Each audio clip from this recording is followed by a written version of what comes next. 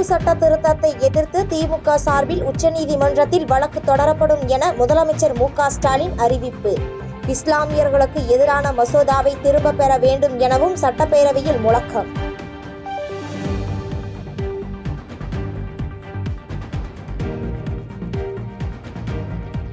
கூட்டாட்சி என்ற சொல்லே மத்திய ஆட்சியாளர்களுக்கு அலர்ஜியாக இருப்பதாக முதலமைச்சர் ஸ்டாலின் விமர்சனம். திமுக கூட்டணியில் விரிசல் ஏற்படும் என காத்திருப்போரின் எண்ணம் ஈடேறாது என பேச்சு.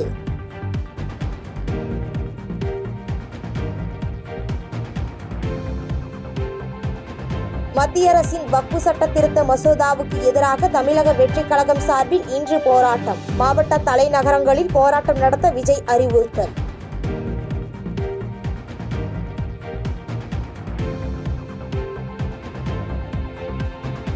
நெல்லை, தென்காசி, தூத்துக்குடி, கன்னியாகுமரி உள்ளிட்ட தென் மாவட்டங்களில் வெளுத்து வாங்கிய கனமழை.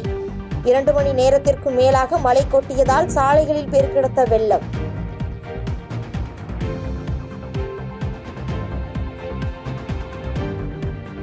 நீலகிரி, கோவை, நெல்லை, தஞ்சை உள்ளிட்ட 17 மாவட்டங்களில் இன்று கனமழைக்கு வாய்ப்பு. திருப்பூர், ஈரோடு, ராமநாதபுரம், தேனி, திண்டுக்கல், மதுரையில் கனமழை பெய்யக்கூடும்.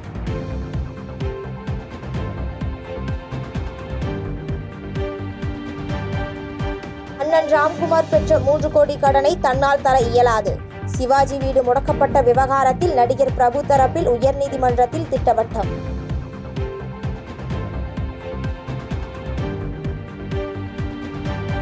தர்பூசணி குறித்து வதந்தி பரப்பியதாக உணவு பாதுகாப்புத்துறை அதிகாரிக்கு கண்டனம். உரிய நடவடிக்கை எடுக்க வலியுறுத்தி தர்பூசணியை தரையில் போட்டு உடைத்து சென்னையில் வியாபாரிகள் போராட்டம்.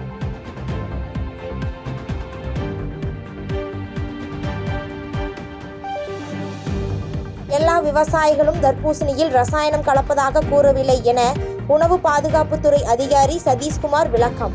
பொதுமக்கள் அச்சமின்றி தர்பூசணி சாப்பிடலாம் என்றும் அறிவுறுத்தல்.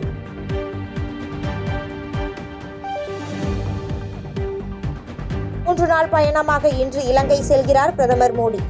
எரிசக்தி பாதுகாப்பு துறைகளில் இரு நாடுகளிடையே புரிந்துணர்வு ஒப்பந்தங்கள் கையெழுத்திட முடிவு.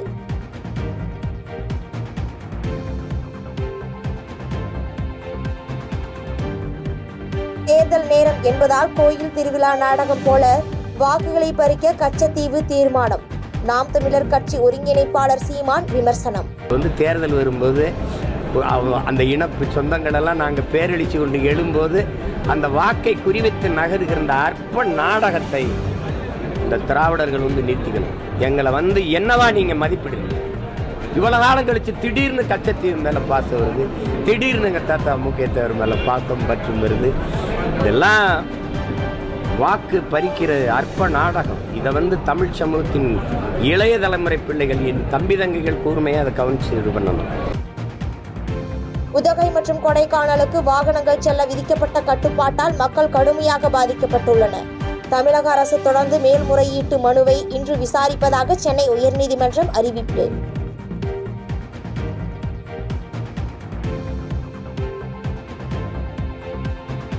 திருப்பதி ஏழுமலையானுக்கு 1 கோடி ரூபாய் நன்கொடை கொடுத்தால் பல்வேறு சலுகைகள். ஆண்டுக்கு தலா 3 முறை VIP தரிசனத்திற்கு அனுமதி என தேவஸ்தான நிர்வாகம் அறிவிப்பு.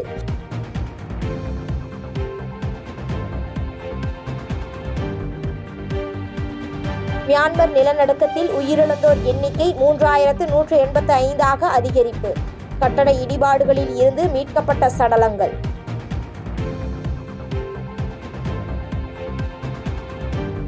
ஹைதராபாத் அணியை 80 ரன்கள் வித்தியாசத்தில் வீழ்த்திய கொல்கத்தா நைட் ரைடர்ஸ். தலா 3 விக்கெட்டுகளை வீழ்த்தி சுருட்டிய வருண் சக்கரவர்த்தி, வைபவ் அரோரா. பாதகம் செய்பவரை கண்டால் நாம் பயம் கொள்ளலாகாது பாப்பா. மோதி மிதித்துவிடு பாப்பா, அவர் முகத்தில் உமிழ்ந்துவிடு பாப்பா.